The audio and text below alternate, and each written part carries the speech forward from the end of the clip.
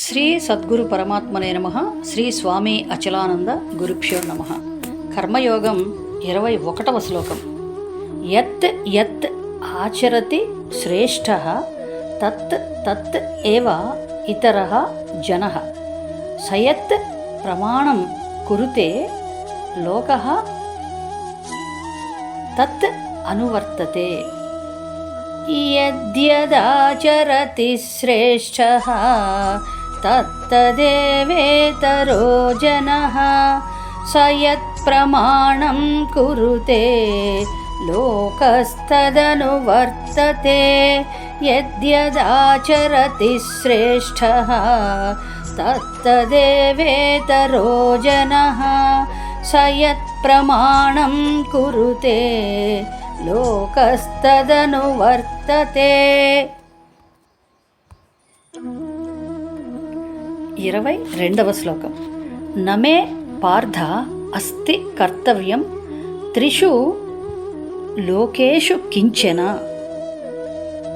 నా అనవాప్తం అవాప్తవ్యం వర్తయేవ చ కర్మణి.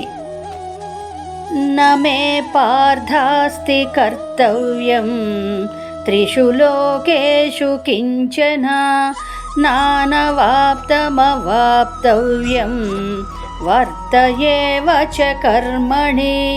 నమే పార్థాస్తి కర్తవ్యం త్రిషు లోకేషు కించన నానవాప్తమవాప్తవ్యం వర్తయేవ చ కర్మణి. 23వ శ్లోకం. యది హి అహం న వర్తేయం జాతు కర్మణ్యః కర్మణి అతంద్రితః మమ వర్త్మ అనువర్తంతే మనుష్యాః పార్థ సర్వశః. యది హ్యహం న వర్తేయం జాతు కర్మణ్యతంద్రితః మమ వర్త్మానువర్తంతే మనుష్యాః పార్థ సర్వశః. యది హ్యహం న వర్తేయం జాతు కర్మణ్యతంద్రితః మమ వర్త్మానువర్తంతే మనుష్యాః పార్థ సర్వశః.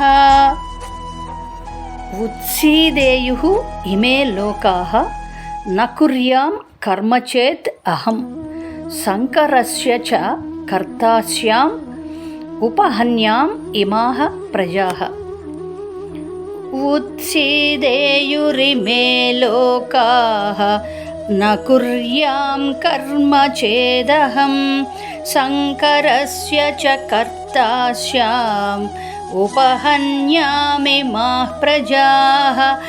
ఉత్సీదేయురిమే లోకాః న కుర్యాం కర్మ చేదహం సంకరస్య చ కర్తాస్యాం ఉపహన్యామిమాః ప్రజాః.